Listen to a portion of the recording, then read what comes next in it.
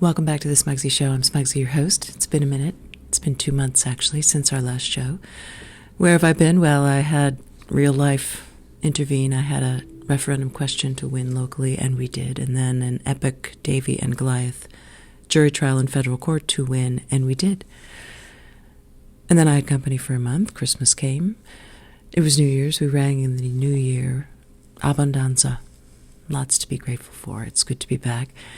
And we'll begin this season with some good news. The good news is that Damar Hamlin, the Buffalo Bills safety who collapsed, well, according to the Wall Street Journal, he remains in critical condition, however, showed signs of improvement. So our thoughts and prayers go out to the family of Damar Hamlin, and also good news on the political front.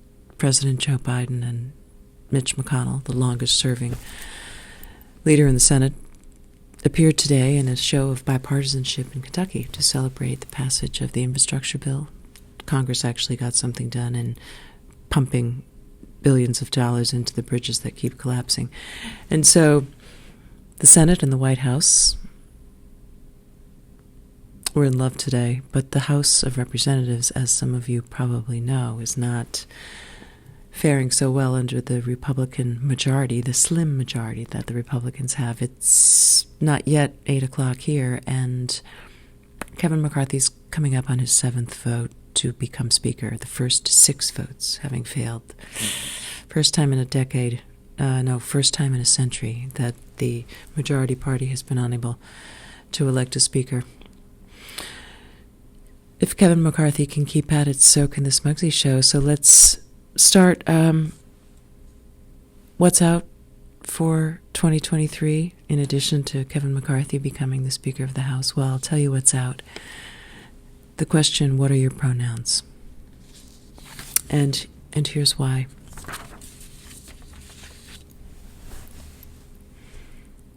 This is an essay that I composed for you.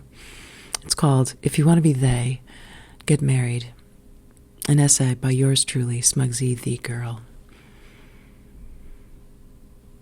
If the limit never approaches anything, the limit does not exist, is a famous quote from the iconic coming-of-age movie Mean Girls.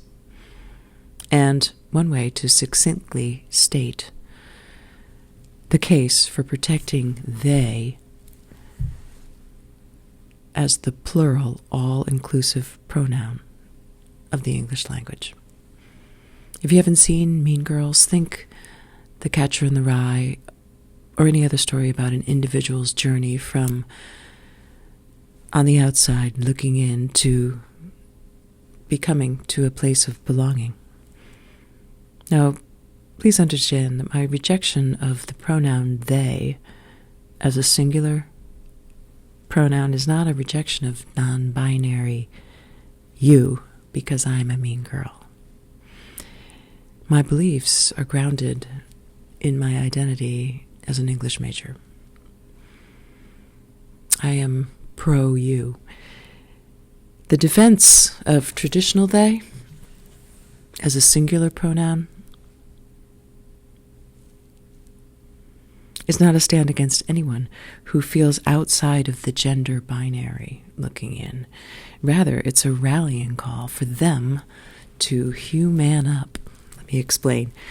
Traditional English they is plural, and it includes everyone. And that's what makes they, traditional they, great. And that's what makes they deserving of our protection. Traditional they. Plural they, all-inclusive, plural they. New Age they is all about what we call them, what we do. The annexation of a beloved pronoun is resisted by us who are working to solve big problems and advance humankind towards justice, and the gender binary is not the problem. The problem is figuring out where you fit in it. The problem of the gender binary is locating where on the spectrum you fit in. We believe everybody should play by the rules And under traditional English language rules, the singular pronouns are I, he and she, and him and her. Nobody quibbles with I. Nobody has a problem with I. Everybody loves it. It's the he, she, her, him that are objectionable to non-binary people, but they miss the point about a spectrum.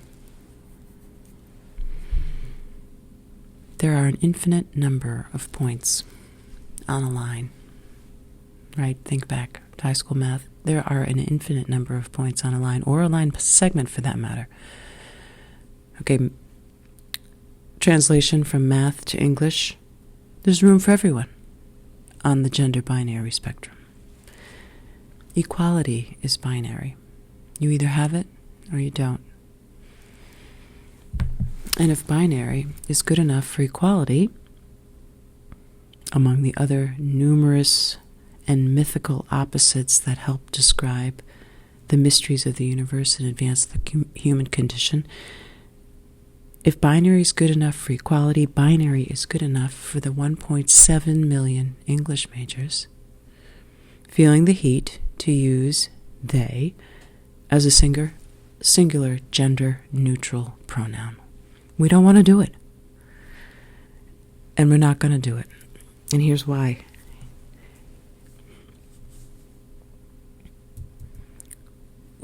We question our friends, okay? These 1.2 million Americans who are non-binary, and advocating for the use of they on demand. We have a few simple questions. What's next? Blue is red? The Desiree alphabet? You see, we've been down this road before. This is not the first time the English language has been under assault by a small special interest group with big hearts. Remember the Mormons in the 19th century? Pouring the Desiree alphabet down our throats as medicine for society ills, Brigham Young led a vigorous spelling reform effort. He wanted to transform society for the better. Does that sound familiar? And he wanted to change the way all the words were spelled. Words spelled the Desiree alphabet way, started appearing in America on publications on signs. Until they didn't, because ordinary, freedom-loving, English-majored Americans put their foot down on a runaway train. You want me to spell wherefore? W-H-E-R-E-F-O-R-E. They wanted us to spell that word, wherefore, with no H, just W-E-R-E-F-O-R. Forget about it, okay? And there's 6.5 million Mormons, I might add. 1.7 million English majors, 1.2 million non-binary, 6.5 million Mormons.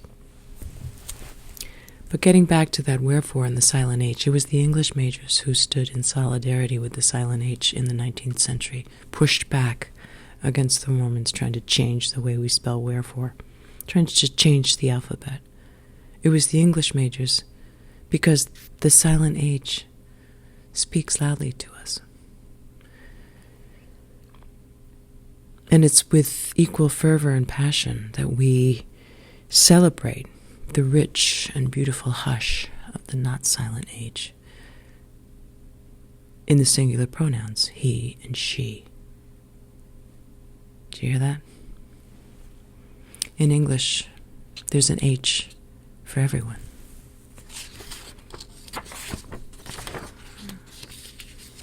If it ain't broke, don't fix it. Speaking of English majors. These New Age theirs and the Desiree alphabet people, they have good intentions.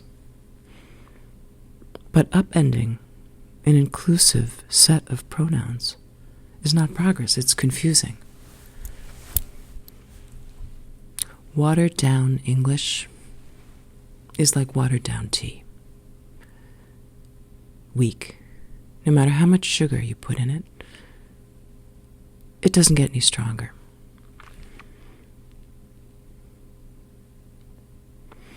English majors want strong English. We were born that way. The same majority of Americans who fully embrace marriage equality and celebrate codifying it in our statutes and constitutions, we find common ground in the fundamental belief that a marriage between two people, two people, again, sorry Mormons, is the foundation of a family, and that families are the bedrock of a civil and democratic society. It's not a logical inference that they who support marriage equality will support using they to mean you. If you want to be they, get married. If you want to be they, get married. And it's not just about you, it's about us. Yin and yang, good and evil, light and dark, heaven and earth, fire and ice, east and west. The plight of humanity is passed down through the ages, with fables and myths about people struggling, fighting, opposing forces, right? Struggling through an identity crisis while navigating the dynamics of strong and opposing forces in search of meaning. Hundreds of years of stories with this dynamic. Defining yourself takes courage. Being neutral is playing it safe. Be bold and be you despite what they say is what we say. Who am I? What is my purpose?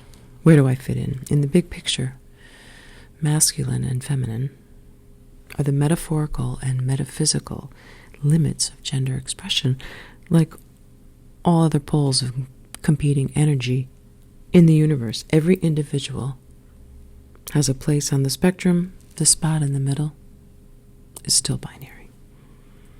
The point is, you can be whatever gender you wish without us calling you they. We are all on a road to self-discovery. In Ukraine, if you are a man, you fight a brutal war against Russia. If you are a woman, you care for those who have survived it. Where would I fit in is the question that haunts me. Who are we when neutrality is not an option is the question haunting America. The opposite ends of the spectrum. If the limit has no meaning, it doesn't exist. In America, everyone has the right to marry one person regardless of gender. Marriage is binary. With equal rights comes equal responsibilities. The right to be joined to another person and be recognized by the law as a family, regardless of gender, is what marriage equality is about and what I love about our country. Discovering who we are is the prelude to discovering who we love. You have the right to define yourself. Policing my speech is my responsibility. The question for 2023 is not what's your pronoun. The question is, who do you love? And that's it until next time. And this is Smugsy Girl signing off. Take care.